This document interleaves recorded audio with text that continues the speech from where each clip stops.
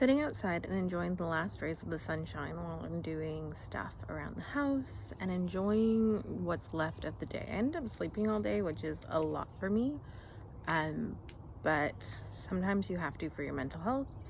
And I thought it'd be really interesting to talk a little bit about where I live, what I do, and kind of what it means to me to be disabled and in poverty.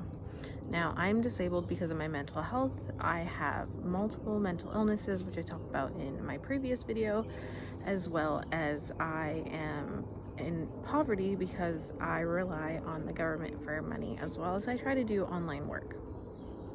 It is not as easy as one would think.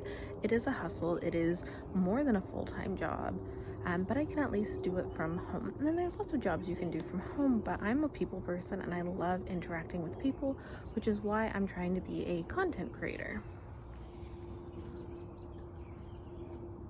I hear birds and it's very cute, but my ADHD is like, you should go see where the birds are.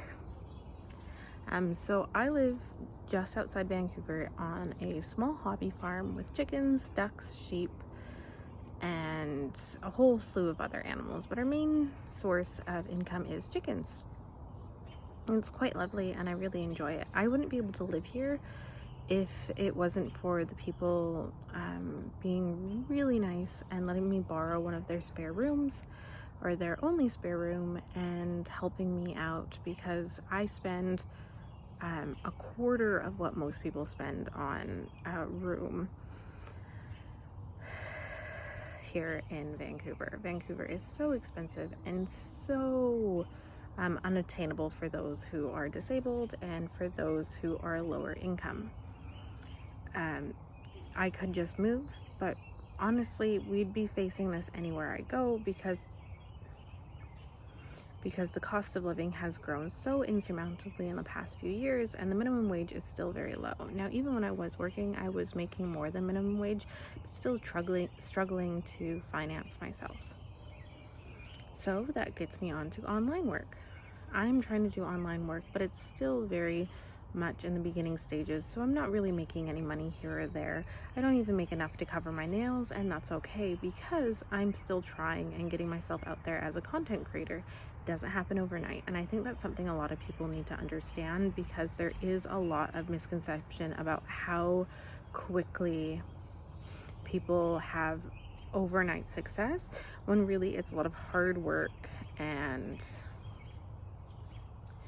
dedication to what they're doing. So for me, I say that I'm poor because I'm below the poverty line, and being below the poverty line is as much a classist issue as it is a disabled issue, because disabled people traditionally make less than the living wage. And the living wage isn't what most people make for minimum wage. The minimum wage really should be a living wage versus a minimum wage. So the minimum wage should be the least amount of money you can make in order to live by yourself in any given place.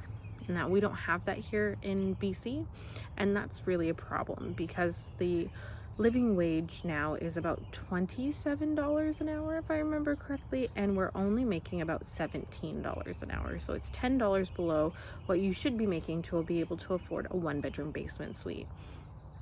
Now, there is wonderful opportunities to live with roommates, have friends, but again, living with a roommate, you're still spending the majority of your paycheck on your rental issues, as well as food has gone up insurmountably in BC, as well as gas. In order for me to work, I have to be able to drive, and I just can't afford the gas to drive, plus rent, plus food, and all these things. So it's easier for me to be, or at least attempt to be, a content creator. This isn't an option for everybody, and I understand that it's a limited opportunity, but I am trying.